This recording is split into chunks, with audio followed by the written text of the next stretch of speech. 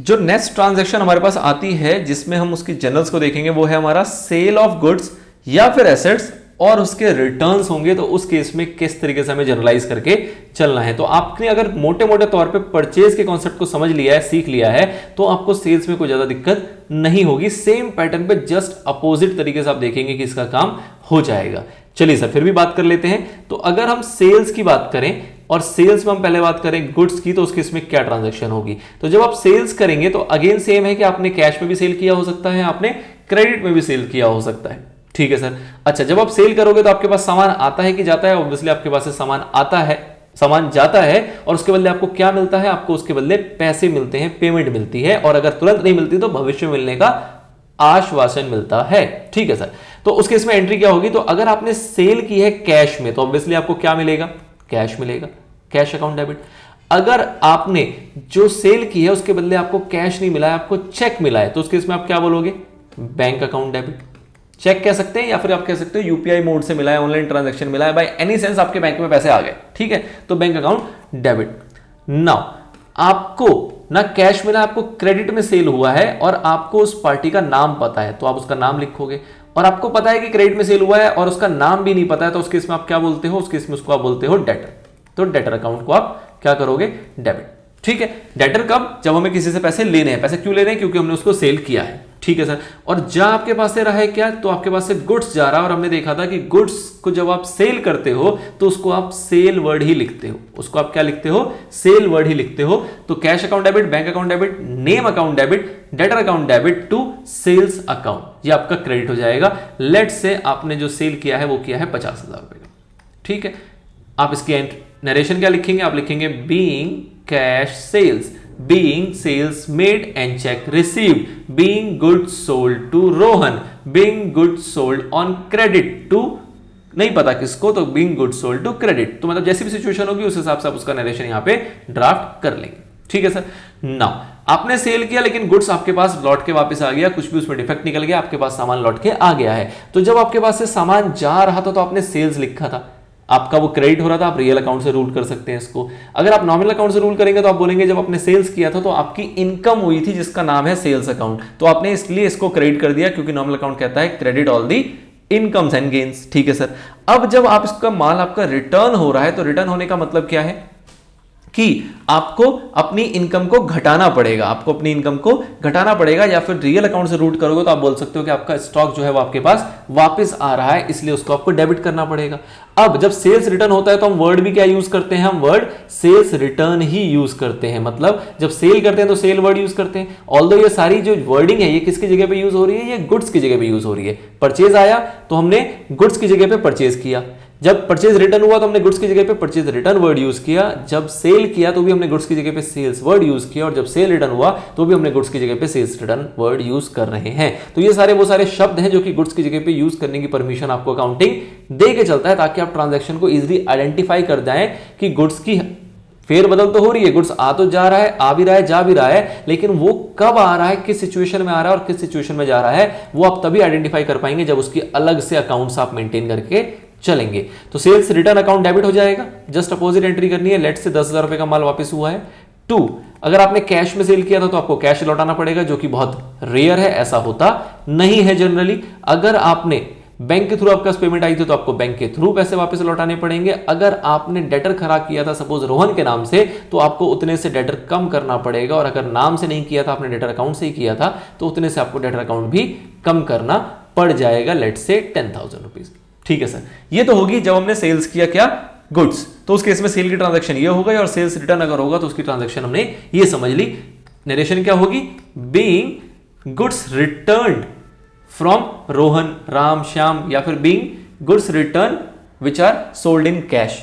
कुछ भी इस तरीके से आप राय बाएं करके लिख सकते हो। ठीक है सर। अब ये होगी सेल गुड्स की। अब अगर हम गुड्स को ना सेल करके अगर हम एसेट्स को सेल करें तो उस केस में क्या एंट्री होगी सर? तो उस केस में क्या एंट्री होगी? तो मैं इसी को मॉडिफाई कर देता हूं। बिल्कुल सर। आप अगर एसेट्स बेचेंगे तो उस केस में सिचुएशन सेम है, हो सकता है आपके पास कैश आ रहा, हो सकता है आपके बैंक में पेमेंट आ रही हो सकता है आपको क्रेडिट सेल किया तो आप उसका नाम पता है तो नाम लिखेंगे, या फिर अगर आपने क्रेडिट सेल किया और आपको नाम नहीं पता तो आप डेटर लिखेंगे। 2, आपके पास से जा क्या रहा है? आपके पास से एसेट जा रहा है तो आप इसकी जगह पे क्या वर्ड यूज करोगे, टू एसेट्स अकाउंट। ये मैंने चीटिंग कर ली, आपको ये दोबारा से नोट करना पड़ेगा, मेरे पास ऑप्शन था इस तरीके से इसको इरेज करने का। तो आप क्या करोगे, टू एसेट्स अकाउंट 50,000 का सेल हो गया। अब अगर ये सेल रिटर्न है तो सेल रिटर्न में हम सेल रिटर्न इसके केस में यूज करते हैं, लेकिन अगर एसेट्स का सेल रिटर्न हुआ है तो उस केस में क्या वर्ड यूज होगा, उस केस में आपका एसेट वर्ड ही यूज होगा।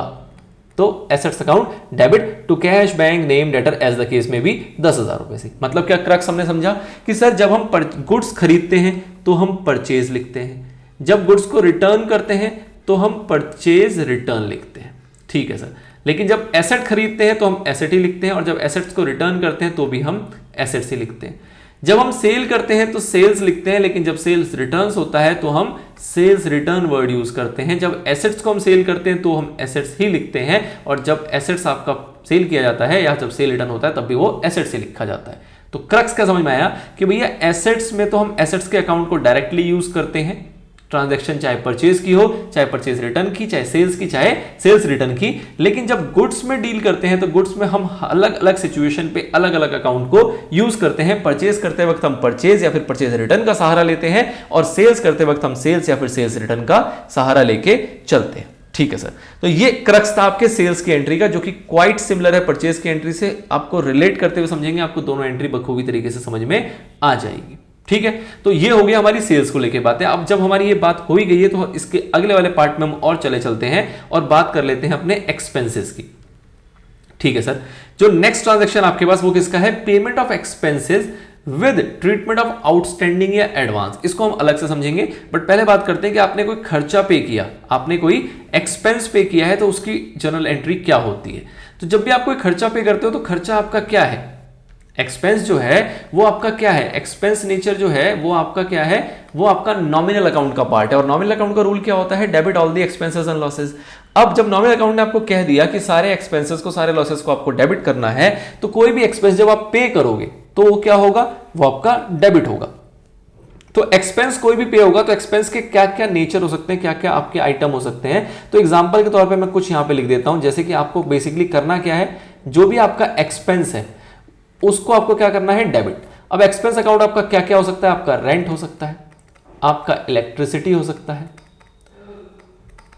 आपका सैलरी हो सकता है, आपका इस तरीके से कुछ भी हो सकता है, ठीक है। जो भी होगा, रेंट अकाउंट तो रेंट अकाउंट डेबिट, इलेक्ट्रिसिटी तो इलेक्ट्रिसिटी अकाउंट डेबिट, सैलरी तो सैलरी अकाउंट डेबिट, जो भी होगा उन सबको आपको डेबिट कर देना है। 2, अब आप इसको पे करेंगे। जब आप पे करेंगे तो आपको क्या लिखना है, या तो कैश या तो बैंक, और कोई ऑप्शन नहीं है। आपने पे किया है तो चाहे आपने कैश के फॉर्म में पे किया होगा, चाहे आपने अपने बैंकिंग चैनल के थ्रू पे किया होगा, बट इन एनी मोड आपने पेमेंट की है तो कैश या बैंक अकाउंट आपका जो होगा वो क्या हो जाएगा, क्रेडिट हो जाएगा। लेट से हमने पेमेंट की है 5,000 रुपीज की, ठीक है सर। तो ये तो हो गया जब भी हम खर्चा पे करेंगे उसकी entry, expense account debit to cash या बैंक। अब आपका खर्चा तो हो गया लेकिन आपने पेमेंट नहीं की, मतलब एक्सपेंस अकाउंट डेबिट टू पैसा जा रहा था, हमने कैश या बैंक क्रेडिट कर दिया। अब खर्चा तो हो गया है लेकिन हमने पे नहीं किया। जब हम खर्चे को पे नहीं करते तो उसको हम क्या बोलते हैं, उसको हम बोलते हैं आउटस्टैंडिंग एक्सपेंस। उसको हम क्या बोलते हैं, आउटस्टैंडिंग एक्सपेंस। तो खर्चा डेबिट होना ये नॉमिनल बता रहा है, लेकिन आपने पे नहीं किया तो आपका कैश तो गया ही नहीं, आपका बैंक तो गया ही नहीं, आपकी एक लाइबिलिटी बन के खड़ी हो गई कि ये 5,000 रुपए का आप खर्चा कर चुके हो, चाहे वो सैलरी का हो चाहे वो रेंट का हो, और आपने उसकी पेमेंट नहीं की है, वो आपके ऊपर उधार है, उसका आपके ऊपर लाइबिलिटी है। तो उस केस में आप क्या बोलोगे, उस केस में बोलोगे to outstanding expense, to outstanding expense account. क्या बोलेंगे हम, उस केस में बोलेंगे टू आउटस्टैंडिंग एक्सपेंस अकाउंट, ठीक है। इसको मैं उड़ा दूं, ये कब आप बात कर रहे हो, जब आपने पेमेंट की तो आपने कैश या बैंक लिखा, और अगर आप पे नहीं करोगे तो आप क्या लिखोगे, expense account debit to outstanding expense account. अब आउटस्टैंडिंग एक्सपेंस अकाउंट का मतलब अगेन क्या है कि अगर आपने लिखा है रेंट अकाउंट डेबिट तो आप लिखोगे आउटस्टैंडिंग रेंट अकाउंट, अगर आपने लिखा है इलेक्ट्रिसिटी अकाउंट डेबिट तो आप लिखोगे आउटस्टैंडिंग इलेक्ट्रिसिटी अकाउंट, अगर आपने लिखा है सैलरी अकाउंट डेबिट तो आप लिखोगे आउटस्टैंडिंग सैलरी अकाउंट, ठीक है। As simple as that. ये तो हो गया एक्सपेंस और आउटस्टैंडिंग एक्सपेंस जो कि आपस में रिलेटेड था, जिसको हम बोलते हैं कि हमने पे किया या फिर हमारा वो आउटस्टैंडिंग रहा। तो ये दोनों तो आप इजीली रिलेट कर पाए, ठीक है। अब सपोज करते हैं कि कोई आपका एक्सपेंस है जो कि आपका ड्यू नहीं हुआ था लेकिन आपने उसको एडवांस में पे कर दिया। एक्सपेंस के केस में दो ही सिचुएशन होती है, एक तो आपने पे नहीं किया और दूसरा कि आपने पे तो किया लेकिन एडवांस में पे कर दिया। अब अगर जब आपने एडवांस में कोई खर्चा पे कर दिया तो क्या वो आपका एक्सपेंस है, क्या वो आपका उस पीरियड का एक्सपेंस है? नहीं जी, बिल्कुल भी नहीं है। जब हम कोई एक्सपेंस पे करते हैं तो उसकी एंट्री क्या करते हैं? हम उसकी एंट्री करते हैं expenses account debit to cash या फिर बैंक अकाउंट, जो भी रहा हो। ठीक है सर, ये तो आपने पीछे बताया था। अब हम कह रहे हैं क्या कि जब यहां पे आपने कहा आउटस्टैंडिंग एक्सपेंस, तो हमने कहा कि भैया खर्चा तो है, पैसा नहीं गया, इसलिए आउटस्टैंडिंग एक्सपेंस लिख दो। यहां पे हम कह रहे हैं कि भैया ये तो वो पैसा जो आपने एडवांस में दे दिया, मतलब कि ये हमारा खर्चा ही नहीं है, पैसा तो गया है, पैसा तो गया है लेकिन एडवांस का पैसा चला गया। तो पैसा गया तो आपका कैश या बैंक होगा, लेकिन यहां पे आपका एक्सपेंस नहीं आएगा। एक्सपेंस नहीं आएगा तो सर क्या आएगा? आप इसको बोलोगे एडवांस एक्सपेंस। इसको क्या बोलोगे आप? Advance expense account debit. ठीक है, अब ये जो एडवांस एक्सपेंस अकाउंट डेबिट किया आपने, ये बेसिकली क्या बनेगा? आपका एक प्रकार का एसेट बनेगा जो कि फ्यूचर में एडजस्ट किया जाएगा उसी खर्चे के साथ। मतलब कि आपके साल में 12 महीने होते हैं लेकिन आपने रेंट पे कर दिया 15 महीने का, तो जब आपने 15 मंथ्स का रेंट पे किया तो जो 3 महीने का रेंट है वो आपका क्या है? एडवांस है। तो आप 12 महीने के लिए तो एंट्री करोगे क्या? Expense account debit to bank, लेकिन 3 महीने के लिए आपको एंट्री करनी पड़ेगी advance expense account debit to bank. ठीक है, ये आपकी होगी 3 महीने की एंट्री। अब इसमें एक सिचुएशन में थोड़ा सा अगर इतनी तक आप चीजें समझ गए हैं तो मुझे लग रहा है थोड़ा सा आपको एक नेक्स्ट लेवल पे लेके चलना चाहिए। ठीक है, कैसे लेके चलेंगे? तो अब इसी को थोड़ा सा टिपिकली समझते हैं, इसी एडवांस वाले को। आई डोंट थिंक सो आपको एक्सपेंस पेड या फिर आउटस्टैंडिंग एक्सपेंस में कोई भी दिक्कत होगी। बहुत ही सिंपल है, expense account debit to cash bank, outstanding रह गया तो कैश बैंक की जगह पे आउटस्टैंडिंग एक्सपेंस लगा दो। एडवांस की बात कर रहा हूं मैं कि आपने जब पे किया, तो मैं इसी 12 महीने और 15 महीने को लेके चल रहा हूं। एक तरीका तो ये है कि आप क्या एंट्री करो? आप एंट्री करोगे expense account debit to cash या फिर बैंक अकाउंट। ये आपने कितने महीने का कर दिया? 12 महीने का। अमाउंट नहीं लिख रहा हूं, मैंने मंथ लिख दिया। 12 महीने का जो रेंट था वो आपने यहां पे डाल दिया। ठीक है सर। और जब 3 महीने की एंट्री करने की बारी आई तो आपने क्या एंट्री की? आपने किया advance expense account debit to cash oblique bank account. ये कितने महीने का आपने एंट्री कर दी? 3 महीने की एंट्री कर दी। ठीक है, एक तरीका तो ये है ना, ये बहुत ही सिंपल है, इसमें तो कोई दिक्कत वाली बात ही नहीं है, बहुत ही सिंपल है, आपको समझ में आ चुका है इतना।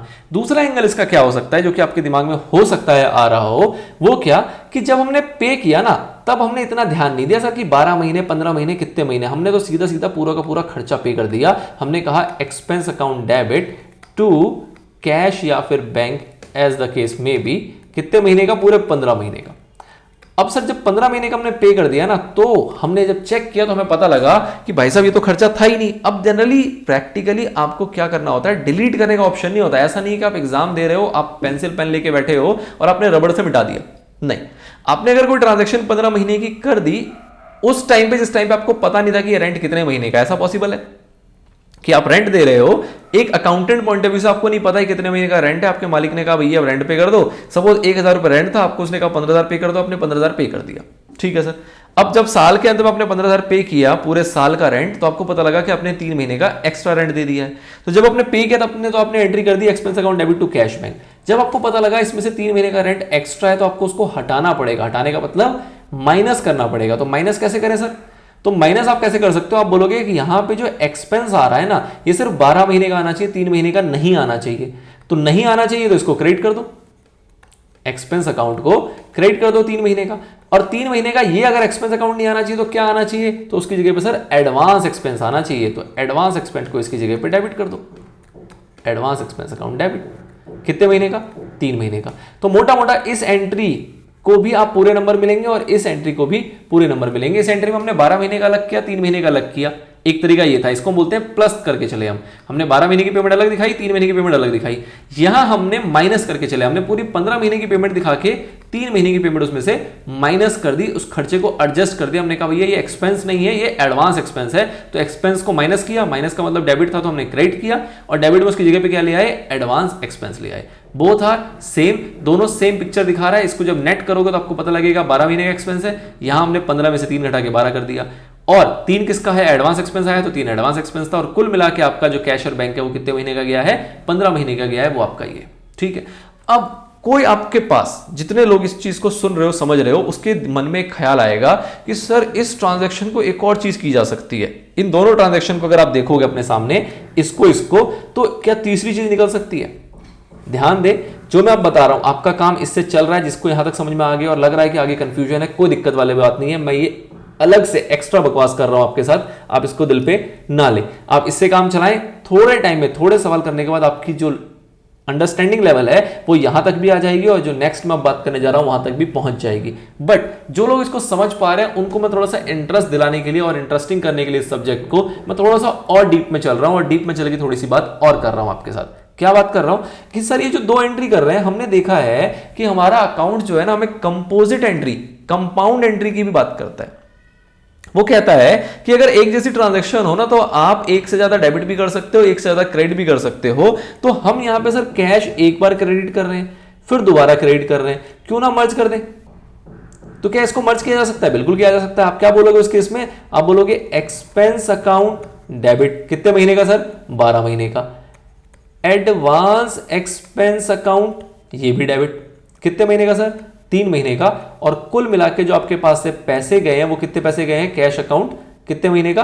15 महीने का, या बैंक अकाउंट जो भी रहा हो, ठीक है। तो क्या ये एंट्री करेंगे तो सर क्या पूरे नंबर मिलेंगे? बिल्कुल मिलेंगे। कहने का मतलब क्या है कि आप ये एंट्री करो, चाहे ये एंट्री करो, चाहे इस तरीके से एंट्री करो, ऑल आर सेम, सबका इंपैक्ट सेम निकल रहा है। ये आपकी अंडरस्टैंडिंग है जो धीरे धीरे मैं डेवलप करने की कोशिश कर रहा हूं। अब कोई भी करते हैं, डिपेंड कि किस तरीके से आपसे सवाल पूछा गया है, आउटकम सबका सेम है और सबके सब में पूरे मार्क्स आपको मिलेंगे, ठीक है। तो यहां पे हमने अलग से दिखा दिया इसको। सर इन दोनों एंट्री को अगर जोड़ेंगे तो भी क्या यही निकलेगा? बिल्कुल यही निकलेगा। आप देखो एक्सपेंस यहां 15 महीने का था, 3 महीने का घटाया तो कुल मिला के एक्सपेंस 12 महीने का निकल रहा है। यहां पे एडवांस एक्सपेंस एक और डेबिट में आ गया तो वो 3 महीने का हमने यहां लिख दिया, और कुल मिला के जो ये बैंक था वो कितने महीने का गया था? 15 महीने का गया था, वो हमने यहां लिख दिया। तो इसको भी जब आप मर्ज करोगे तो आपका यही निकल के आएगा। इसमें क्या हो रहा था कि ये रिपीट हो रहा है, कैश और बैंक 2 बार लिखना पड़ रहा है। इसमें क्या हो रहा है? इसमें आपका एक्सपेंस रिपीट हो रहा है, ये आपने 2 बार लिखा, एक बार डेबिट किया, एक बार क्रेडिट किया। तो हमने कहा भैया 2-2 बार क्यों लिखना, जब हमारे पास कंपाउंड एंट्री का फैसिलिटी है तो हम इसको क्यों ना मर्ज कर दे। तो हम मर्ज करके हमने ये एंट्री बना दी। अब आपकी अपनी अंडरस्टैंडिंग है, आपकी अपनी कैपेसिटी है, आप ये समझ पाए तो इससे एग्जाम में काम चलाएं। नंबर अपने को पूरे चाहिए, चाहे इससे मिलेगा तो भी पूरे हैं, इससे मिलेगा तो भी पूरे नंबर हैं, और इससे मिलेगा तो भी पूरे नंबर हैं। तो आपको अंडरस्टैंडिंग देने के लिए इतनी डीप में जानकारी यहां पे दी गई है। आई होप जो मैं बात आपको समझाना चाह रहा था वो आपको बात समझ में आ चुकी है, ठीक है। अब अगर आपको ये वाली बात समझ में आ गई है तो इसके बाद जो हमारी इनकम वाली बात है, अगर आप कहें तो वो भी मैं आपको यहीं पे करके चलूं और आपको उस इनकम के कॉन्सेप्ट को भी अच्छे तरीके से यही कहीं समझा देते हैं, ठीक है। चलिए सर, तो जो 4th पॉइंट है आपका वो है receipt of income with treatment of accrued या फिर अनअर्न्ड या फिर एडवांस, ठीक है। तो एक्रूड और अनअर्न्ड तो मोटे तौर पे आपको अकाउंटिंग के अंदर सेम ही रहता है, उसके अंदर कोई डिफरेंस नहीं होता, ठीक है। चलिए तो इनकम की बात कर लेते हैं फटाफट से। I think we have that sufficient time. Income, अब इनकम रिसीव हुआ तो उस केस में एंट्री क्या होगी सर? तो इनकम जब रिसीव होगा तो या तो वो कैश में रिसीव होगा तो आप बोलोगे कैश अकाउंट डेबिट, या फिर अगर आपको कैश में नहीं मिला है, बैंकिंग चैनल के थ्रू मिला है, तो आप क्या बोलोगे? कैश अकाउंट की जगह बैंक अकाउंट डेबिट। 2, जो भी आपको इनकम मिला है वो इनकम आपका क्या हो जाएगा? क्रेडिट हो जाएगा। सर ये इनकम क्या हो सकता है? इनकम आपका रेंट हो सकता है, और क्या हो सकता है सर? इनकम आपका कमीशन हो सकता है, इनकम और क्या हो सकता है? इनकम आपकी ट्यूशन फीस हो सकती है, इनकम आपका इस तरीके से कुछ भी हो सकता है। जो भी होगा वो आपका क्या हो जाएगा? क्रेडिट हो जाएगा। लेट से आपको इनकम मिली 10,000 रुपए, तो सिंपल एंट्री, पैसा आ रहा है, कैश अकाउंट डेबिट, और credit all the incomes and losses, तो जो भी इनकम थे, इनकम्स एंड गेन्स, तो जो भी हमारे इनकम थे वो हमने यहाँ पे क्रेडिट कर दिया। इस तरीके से आपकी इनकम की सिंपल एंट्री हो जाती है। अब बात ये उठती है कि सर पैसा जो है ना वो आया नहीं, इनकम हमारी रेंट ड्यू तो हो गया है, कमीशन मेरा बंद तो गया है, लेकिन वो पैसा आपको अभी मिला नहीं है। तो अगर आपको पैसा मिला नहीं है तो उस केस में आप क्या करोगे? उस केस में आप बोलोगे साहब कैश तो है ही नहीं, ठीक है सर। कैश नहीं है तो क्या है इसकी जगह पे? इसकी जगह पे आपको क्या बोलोगे? आपका है एक्रूड इनकम। क्या है ये? एक्रूड इनकम, या फिर इसको दूसरा वर्ड हम क्या बोल सकते हैं? Unearned income. इन दोनों में डिफरेंस होता है, ऑल्दो वो मैंने आपको स्टार्टिंग में समझाया हुआ है। आई होप आप स्टार्टिंग से पढ़ते हुए आ रहे हैं और आपको ये कॉन्सेप्चुअली बातें क्लियर हैं। फिलहाल मैं रिपीट उसको नहीं कर रहा हूं, जो लोगों ने नहीं पढ़ा वो एक बार शुरुआत से पढ़ना शुरू करें, उनको सारी चीजें डीपली समझ में आ जाएंगी। But both are quite similar accounting point of view से। तो अकाउंटिंग के अंदर हम चाहे एक्रूड इनकम बोले चाहे अनअर्न्ड इनकम बोले फर्क नहीं पड़ता, but theoretically both are different, ठीक है। तो वो आपका हो जाएगा क्या? डेबिट टू इनकम, जो भी रेंट है, कमीशन है। सर यहाँ पे एक्रूड क्या लिखेंगे? तो इनकम की जगह पे सपोज आपका रेंट है तो आप एंट्री क्या करोगे? आपकी एंट्री बनेगी accrued rent debit to rent account, accrued rent account debit to rent account, late से 10,000 रुपीज। तो आप क्या बोलोगे, बीइंग इनकम ड्यू या being rent due but not received, इसको आप क्या बोलोगे यहां पे, being rent due but not receive, मतलब ड्यू तो हो गया लेकिन रिसीव नहीं हो गया। यहां पे आप जब कैश और बैंक की बात करें तो क्या बोलेंगे, being rent received, as simple as that. तो ये तो हो गई एक्रूड की बात। ये जस्ट अपोजिट आप देखेंगे तो आपको समझ में आ रहा होगा कि एक्सपेंस का जस्ट अपोजिट चल रहा है और कुछ भी इसके अंदर नहीं है। नाउ अब अगर इसके अंदर बात करें कि आपको इनकम एडवांस में मिल गया तो उस केस में क्या होगा, तो जैसे एक्सपेंस में था उसका ही जस्ट अपोजिट बनना है यहां पे और कुछ नहीं है। कि जब आपको इनकम मिलता है तो आपने देखा कि हम एंट्री क्या करते हैं, हम एंट्री करते हैं क्या, कैश अकाउंट या फिर बैंक अकाउंट डेबिट टू जो भी इनकम है, ठीक है, वो इनकम आपका यहां पे आ जाता है। अब अगर आपको एडवांस में इनकम मिला है तो आप बोलोगे भैया पैसे तो मिले हैं, कैश अकाउंट डेबिट या बैंक अकाउंट डेबिट तो होगा, पर क्या वो आपका इस पीरियड का इनकम है, नहीं जी, वो तो अगले साल का इनकम है जो कि आपको एडवांस में मिल गया। तो उस सिचुएशन में आप इनकम की जगह पे क्या वर्ड यूज करते हो, आप वर्ड यूज करते हो एडवांस इनकम। क्या वर्ड यूज करेंगे हम वर्ड यूज करेंगे एडवांस इनकम अकाउंट, ठीक है। तो cash account debit to advance income account, जितने भी महीने का आपको एडवांस मिला है वो आपका यहां पे क्रेडिट में आ जाएगा। इस एडवांस इनकम का मतलब क्या है, ये आपके ऊपर एक प्रकार की लायबिलिटी क्रिएट हो गई। ये आपका वो इनकम है जो कि आपको एक्स्ट्रा मिल गया, जो कि फिलहाल हम लायबिलिटी के रूप में दिखाएंगे और फ्यूचर में इसको हम अपनी नॉर्मल इनकम से क्या कर लेंगे, एडजस्ट कर लेंगे, ठीक है। तो सेम चीज है, पैसा तो मिल गया, कैश अकाउंट डेबिट रहेगा, बट ये आपका इनकम नहीं है, ये क्या है, आपकी एडवांस इनकम है। तो आप इनकम की जगह पे क्या वर्ड यूज करोगे, एडवांस इनकम, चाहे वो एडवांस रेंट हो, चाहे एडवांस कमीशन हो, या ऐसा कोई भी सिमिलर नेचर हो सकता है, ठीक है। तो काफी रिलेटेबल है एक्सपेंस से। अच्छा सर, क्या इसके अंदर वो सारी एक्सपेरिमेंट हो सकती है जो सारी एक्सपेरिमेंट हमने एक्सपेंसेस में की, बिल्कुल हो सकती है, सेम पैटर्न पे हो सकती है, बट मैं फिलहाल रिपीटेशन नहीं चाह रहा हूं ताकि आपको बोरिंग लगे। आप सेम पैटर्न पे यहां पे भी रिपीट कर सकते हो कि सपोज आपको इनकम रिसीव हो गई 15 महीने की, आपने 15 महीने की रिसीव की एंट्री कर दी। दूसरा तरीका कि आपने 12 महीने की रिसीव की करी और 3 महीने की उसमें ऐड कर दी। पहला तरीका 15 महीने की एंट्री करके 3 महीने की आपने उसमें से माइनस कर दी। और कंपोजिट तरीका क्या है कि आपको कुछ इनकम रिसीव हुई है जिसमें कि कुछ उसी साल की है और कुछ आगे की साल की है। तो कंपोजिट तरीके में क्या एंट्री हो जाएगी कि कैश अकाउंट आपका डेबिट हो जाएगा, टू जो उस साल का होगा वो इनकम में आ जाएगा, और जो आपको एडवांस में मिला है वो सारा का सारा एडवांस इनकम में आ जाएगा। ये बन जाएगी आपकी क्या, कंपोजिट एंट्री, ठीक है, कंपाउंड एंट्री। तो सेम पैटर्न पे आप इस तरीके से इसको भी डील कर सकते हो। तो this is all your basic transaction, जिसके अंदर हमने स्टार्टिंग में बात करी थी कमेंसमेंट ड्राइंग की, उसके बाद हमने बात करी परचेज की, और इस पर्टिकुलर में हमने बात कर ली सेल्स की, एक्सपेंसेस की, और साथ ही में इनकम्स की। आई होप आपका जो बेसिक स्ट्रक्चर है किसी भी जनरल एंट्री का वो यहां तक खड़ा हो चुका होगा। अब हम कुछ स्पेशल चीजों की बात करेंगे, वन बाय वन उस कॉन्सेप्ट को समझेंगे और फिर डिटेल में उस ट्रांजैक्शन को जनरलाइज करने की कोशिश करेंगे, ठीक है सर।